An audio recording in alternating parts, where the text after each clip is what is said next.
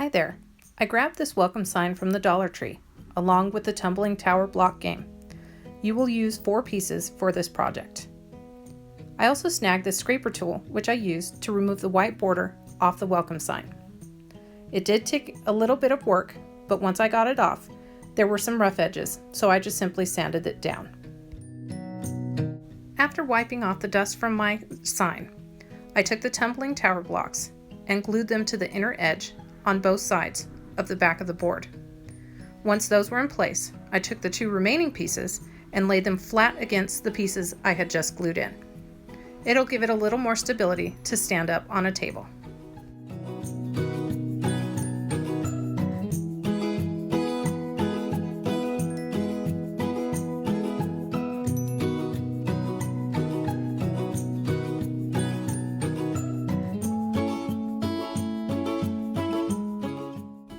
I then used Waverly chalk paint and the color plaster to paint the entire side.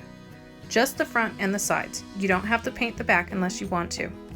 I gave it 2 coats of paint. Be sure to let each coat dry in between. As you can see, there are some rough edges, so I just took a sanding block and gave it a simple once over. After another quick dusting, I added a layer of matte finish Mod Podge to the entire front of the board and set that aside to dry.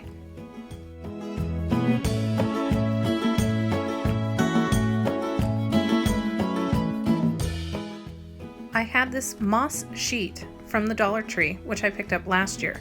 They may still have them in stock. And this bunny cutout from a Happy Easter sign that I had removed. I took out the moss sheet, laid the bunny on there, and took a Sharpie marker and traced it out, and then cut out the bunny and set it aside.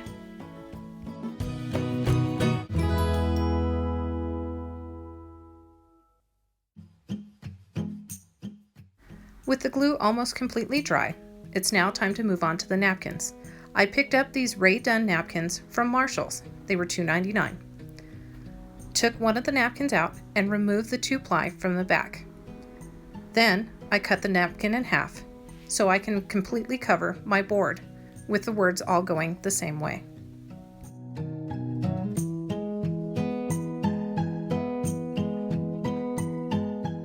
To adhere the napkins to the board, I'll be doing the iron method. You take a piece of parchment paper, lay your napkins on your project where you want them to go, put the piece of parchment paper over the top, and using an iron, you iron over your napkins. This reactivates the Mod Podge and gives you a smooth finish. Once that was done, I took a sanding block and sanded off the edges. Now it's time to move on to the bunny. I had this little pom-pom from a previous project, and I glued it to his little tushy using some hot glue. Once that was in place, I then glued the bunny to the board.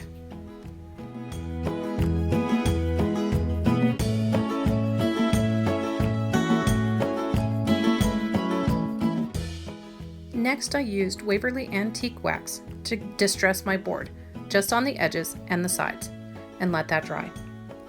Once that was finished, I made this simple bow from some ribbon I got from Tuesday Morning, and I glued it to his neck. And there you go, a cute little bunny sign.